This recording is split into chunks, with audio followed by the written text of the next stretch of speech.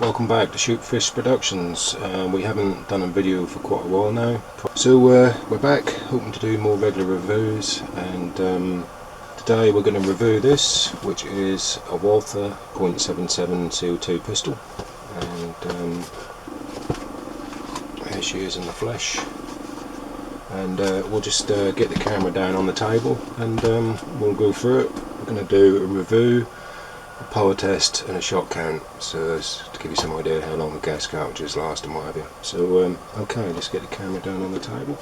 Okay, so here we have the Walther PPQ .177 pellet pistol, and starting off we'll just give you a quick measure there. That's around about 7 inches or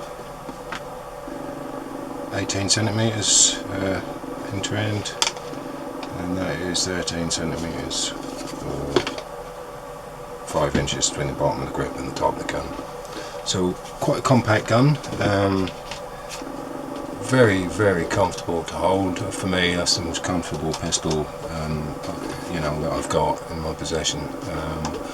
It's just really nice. There's lots of, I used to call it plastic, but now I call it ballistic polymer, because that sounds better, and that probably is a better description, because this is real high quality plastic.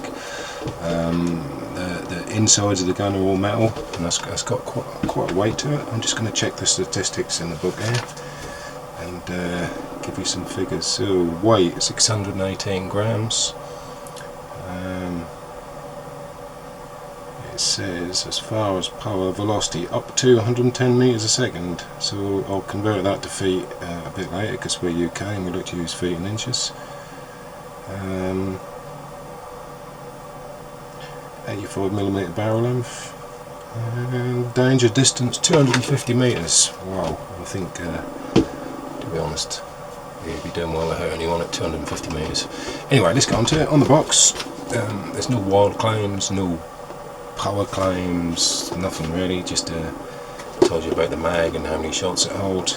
And so there we are, nice little box, instruction leaflet. You don't really need that, it's just so simple to operate. So let's get the box out of the way. Okay, first off, we'll go through the loading the pellets first. So on this side of the gun you got your safety, and there's a little thing you push forward and up, and to put the safety on just press it down. Again, out of all the pistols I've got, that's probably the best safety. You can do it with your right hand with one finger, that's just a little bit. I tend to reach over with my left hand, and just, you know, it's so quick and easy and so simple to put on. So that's the safety. When the safety's on, the trigger doesn't do anything, and when it's on, it's a double action trigger, internal hammer. There's a bit of a knack to getting used to firing it, because when you pull the trigger the first part of the way, that rotates the mag, and then the last little bit is the trigger. Now with a little bit of practice you can, it might feel a bit clunky to start with, but to be honest with you, once you get used to it, it's a really nice trigger. A little bit heavy maybe, again the trigger's metal, all this bit is polymer. And on the other side of the gun you've got what would be the release catch for the slide, but this is a non-blowback pistol, which is what I wanted. I've got blowback guns, and the reason I wanted one non-blowback is because the gas lasts longer, and I was thinking maybe I could have it sitting around a bit longer without having to change the gas, or just get more use out of it. So when you press that lever, this barrel shoots forward, and that's where you drop your cartridge in. Now the spring on that is quite tight, and you're supposed to sort of grip the gun there, but that's a bit, you know, not too fair. And I tend to do that. Now if you're going to do that, obviously make sure your safety's on, and preferably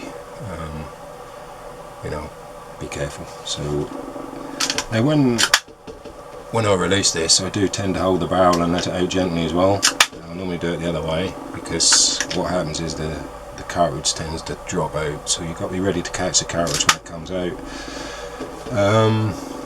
The CO2, very nice, how it goes in and out. This is quite unique. You just pull that bit on the bottom, and this back bit flips open, and drop your cartridge in the back there. So and to close it, literally just grip it and push, and that's done. Again, very nice. I'll just show you. On the bottom is your wing nut for doing up your gas. Now the only little new inside found, I've got big fingers and big hands, and you just got to make sure you got a good grip of that when you get to the last turn to get a hold of. So that's that. These are the cartridges, or magazines if you like. It's pretty simple to know which way to put it in. If you look on there, there's these little index and marks, and the other side is smooth, so that end end marks face back, so you drop your pellets in with that it facing up, your front of your pellet go down. You get 2 of those with a gun. The guy on the shop told me they're about £9 each, but if you look after them, I say they're made of metal, and yeah, they're good quality. The pellets, when you put them in, are firm, they're not going to fall out at all, so you could carry your spare mag in your pocket without fear the pellets all falling out. So what I'll do, I'll just show you now, loading the pellets up. I'm using RWS Superfield third line, that's a .177, and they are 8.4 grain. So we'll be testing the gun on this LMBR Crony, which I've done a review on this, or not a review, an instruction, because the instructions that came with it were rubbish, and I had quite a lot of really good comments from people appreciating me doing that, and that's why I'm back making videos, because when I want to find stuff out, I go on YouTube, and I really appreciate the people who take their time to do these things. So that inspired me to come back, make some more videos, help people out if we can. So just drop your pellet in. I got a bit of a nail, and I just tend to push my nail to make sure that is, just to make sure the pellet sits level, otherwise this is just going to catch when it indexes round. Now the instructions say to use pellets no longer than, I believe it said 6mm, but as long as your pellet doesn't hang out the end of this magazine, you should be safe. And if you can see that pellet there, that's getting towards the end, but probably a couple of mil spare. But I've got several different pellet types, and I haven't ever had a problem with any of them. What I would say is quality of pellets does make quite a big difference. The pellets I got with this gun, the guy gave them to me in the shop, which I'll speak a bit about later, and they were Target pellets, Gamma brand, and when I shot the gun they seemed to be veering off to the side, and the gun, as I didn't mention, has got a sight adjustment on the back. I've missed some of the details, so I'll just fill this mag. There we are, all full.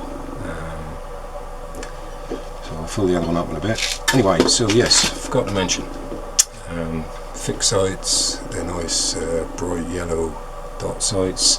This rear one can be adjusted side to side, but not elevation, so you got windage adjustment but not elevation. I did tweak it a little bit, but I've still not really set it up properly, so when I test shoot the gun, I haven't fine-tuned the sighting. So that's about that. So what I'm going to do now, I've got a cartridge loaded. I'm going to show you how the gas go in, and might as well do that now. So give them a little dab before you put them in. That'll make your gun last longer. That'll seal better and all sorts. So if your cartridge won't go in, just unwind that a bit. All the way out. Right, drop your cartridge in. Right, okay. I can feel that biting now, so you can just get a little puff come out. Not too tight, because that's a plastic tab on there, you don't want to be snapping that. And there you have it. So, cartridge in with the pellets facing forward and the little index and ring facing backwards. Again, you've got to hold the gun upright, because like I say, when you open it, that does fall out pretty easy. So that's that's how I tend to open my gun. I just hold it gently and let it drop out. So put that in, safety's on, and what we're going to do now is I'm going to do a power test, but in that I'm going to incorporate a shot count. So I'm going to crony, maybe not every pellet, but at least at the end of every magazine, so we can see how the power's going down. And I think if we, from the first measurement, if we say get down to half power, I think I'll probably end the test at that point. So that's what we're now going to do. I'll be using this LMBR chronograph. So now this is really easy to use, nice little crony. So I'm going to go outside, get set up, and pop some shots off. Some people do decibel meter for the sound level of guns, and I don't often find that helpful. So what I'll do, I'll let you hear it on the camera, I'll speak on the camera so you can get an idea how much louder that is than my voice or whatever, and we'll take it from there, and we'll come back and we'll analyse the data and see how she performed.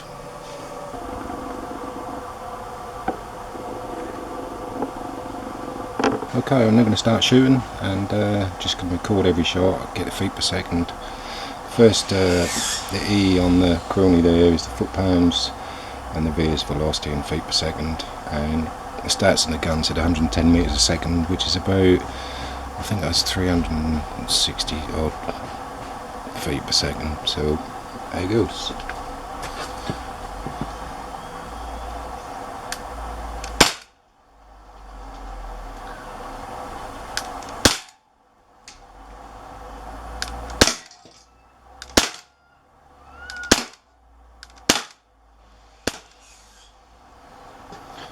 Alright, that's one mag done. Obviously the quicker you shoot it, your power will go down quicker. Okay, second mag in. I forgot to mention these are 8-shot mags, so here we go, mags 3 and 4.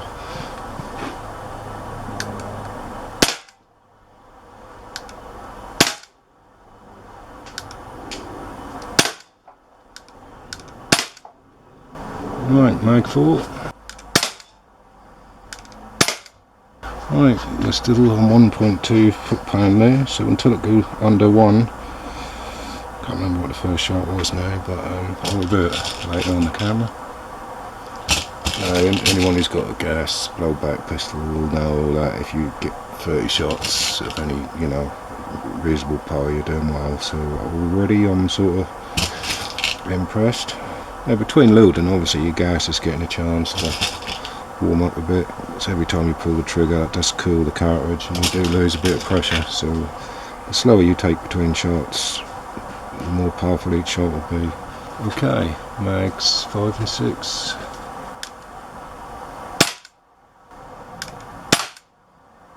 Right, mag 6, here we go.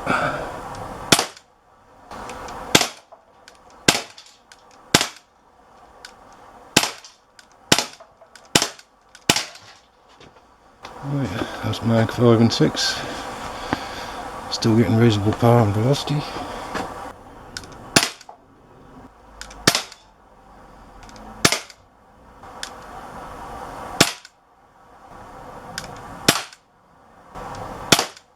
Okay, here we go, mag 7 and 8.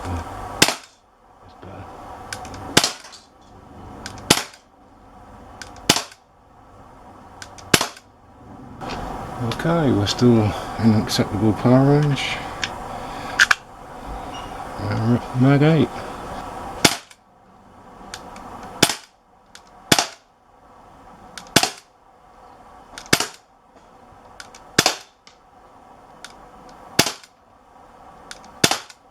Well, if this carry on, I'm going to run out of pellets. Mag 9 and 10. That's better. I wasn't reading it right in through the crony.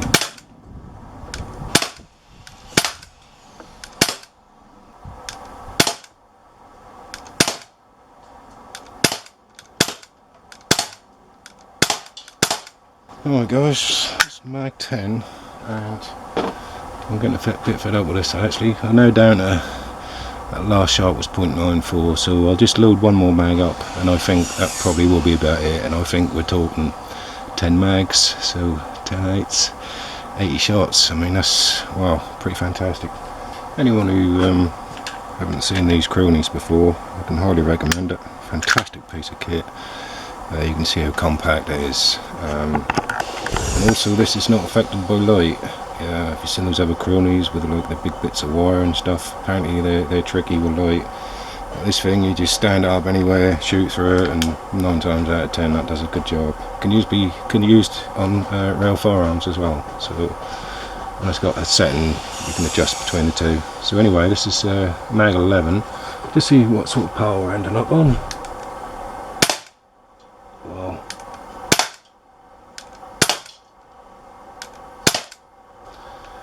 Okay, I'm going to go for 12 mags.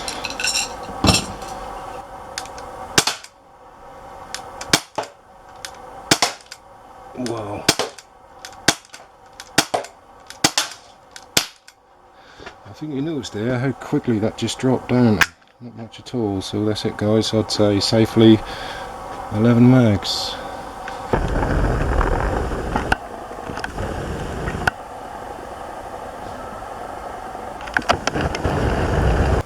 Okay guys, that was the shooting side of the gun. Handles very well. Like I say, it's probably the most comfortable gun that I've got. Really comfortable, but I have got quite big hands, so perhaps that's just me, I don't know, but it just seemed to fit like a glove. I've had, yeah, fantastic. Now, I don't think there's much else to tell you about the gun other than the price. I paid £140. That was on the first day of end of lockdown, and I had some money in my pocket, and I thought I'd made a bit of an impulse purchase and was just itching to spend my money, and I was a bit concerned when I got home, checked the internet price, and it was exactly the same, so I don't have to worry about delivery and all the rest of it. And one thing I would like to say, I don't often do this, praise retailers, but this place I got it in Norwich was called Hooper's Surplus. Let me just check the address on that, which is 20 Pottergate in Norwich, NR21DX. It's like an army surplus store, and they've got guns and stuff out the back. Now, the guy who served me, I didn't know at the time, he's the actual proprietor, and I can't praise all the guys in there, can't praise them enough. Top service. The guy was running up and down the stairs getting stuff and showing me. I was being a bit fussy and choosy, so I didn't realise he was a proprietor until after the event, and a good old-fashioned top-class service. Thank you, Steve Cook. Thank you very much. I've got no affiliations with Hooper Surplus. I was just a customer, and I just want to pass on how impressed I was with the service, the stock they hold, the prices, everything. My son was with me at the time, and he said they were so good he felt almost obliged to buy something. Now, there was none of that implied from the guys, obviously, but that's how good they were. You just felt, wow, these guys are just bending over backwards to help you, and you don't get that in many places nowadays. So thank you, Steve Cook from Hooper's Surplus. Thanks for selling me a really good gun. Really pleased with it. That's probably my favourite pistol now, and that shot count, I must say, I'm impressed with that. Really talking 10 mags, 80 shots. Obviously, if you were plinking faster, had a blast up, you're still going to be getting 60, 50 minimum shots, and compared to a blowback gun, that's at least double, if not a little bit more. So the purpose of me buying the gun, that perfectly fulfilled that. I wanted something with the gas that lasts longer, not worried about the blowback, as good as it feel. I just wanted something that was going to shoot for a bit longer without filling up. And hope you enjoy this review. Like I said, Walther PPQ, that's now my favourite pistol, and thanks to Hooper Surplus for supplying it and providing such good service. Hope to be back soon with more reviews. I might go back to Hooper's and have a word with the guy. Perhaps he might let us do some reviews on some of his stuff he's got. So, because we don't do this for money, we do it for fun.